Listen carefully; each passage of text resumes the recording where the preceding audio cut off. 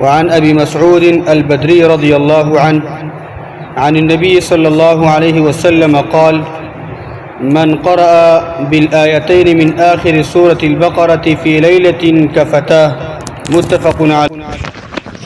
کتاب ریاض صالحین یوصلو دریاتیم نمبر باب شروع باب فبارد دی کې چې ترغیب په ځینو سورتونو او ځینو خاص آیتونو باندې. په دې باب کې نهم نمبر حدیث دی. ابو مسعود رضی الله عنه روایت کوي د نبی صلی الله علیه وسلم نه چې د الله پیغمبر فرمایلی دي: من قرأ بالآيتين من آخر سورة البقرة في ليلة، چاچی د سورة بقری اخیرنی دو آیتونه د شپې ولول او دای تلاوت لل دای ولستل،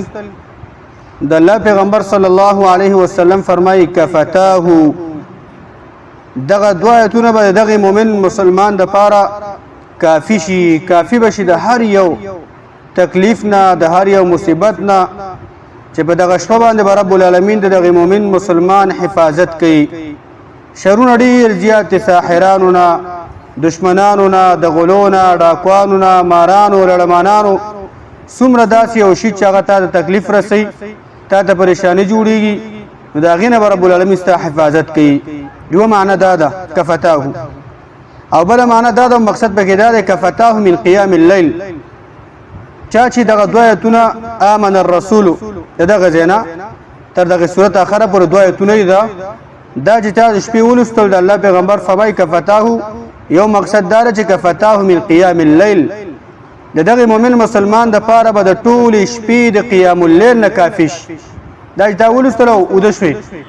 نو داسې اجر به رب العالمین درکې، ته به ودي لکه ټوله شپه چې تهجدو باندې ولاړې او د رب العالمین د پاره ذکر او اذکار کې او دغه شان د شپې ته لګیای الله یادې او منځونه کې او سجدي کې او رکوګانې کې درته سحر در اخطر پورې با دغه شان ته رب العالمین دغه ټول شپې د قیام الليل اجر الله تعالی درکړي. څومره آسان عمل دی.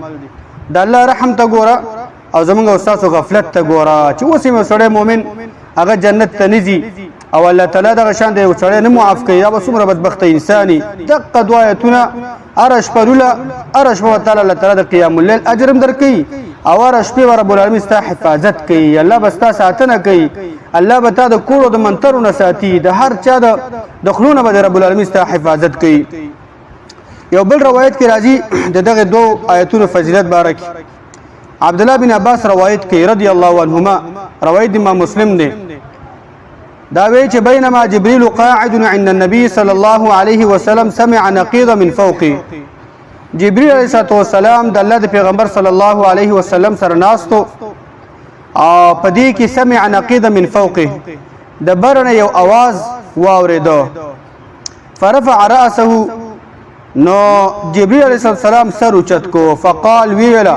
هذا باب من السماء فتح اليوم لم يفتح قط الا اليوم، ودا یو دروازه ده د اسمان نه چې نن ورځ دا کلاو کړی شو، دینه مخکې چرته هم نه ده کلاو شوې. دا یو دروازه ده او دا دروازه نن صرف کلاو شو، دینه مخکې چرته یو ورځ هم نه ده کلاو شوې. فنظر منه ملک، نو دغه دروازې نه یو ملائک دا راکوز شو. فقال جبريل علیه السلام فرمایل هذا ملک نزل الى الارض لم ينزل قط الا اليوم، دا یو ملک ته د رب العالمین ملائکه ده او دا ځمکې ته نن ورځ راکوزه شو، دینه مخکې چرته هم یو ورځ دا دنیا ته نه ده راغلې، دا ځمکې ته نه ده راکوزه شوې. نو دا ملائک راغې فسلم، سلام واچو، وقال ویلا ابشر بنورین، اے پیغمبر صلی الله علیه وسلم په دوه رڼاګانو باندې زیره در واخله او خوشحالي در واخله، رب العالمین تا ته دوه رڼاګانې درکړې، اوتیتهما لم یؤتهما نبی قبلک، او دغه دوه رڼاګانې دا رب العالمین تا ته درکوي او دغه دوه رڼاګانې تا نه مخکې چرته هم یو پیغمبر ته دا نه دي میلاو شوي او نه دي ورکړی شوي. تاسو دې کې سوچ وکړئ مؤمنانو، دا دوه رڼاګانې څه شي دي؟ فاتحة الکتاب، یو سورة الفاتحه چې بل په باسوس څوک وی او څوک وی میوه، او دا یو عظیمه رڼا ده. رب العالمین دی امت ته صرف دا ور کړی د دې اهتمام ډیر زیات ویل پکار دی، او دیم وخواتیم سوره البقره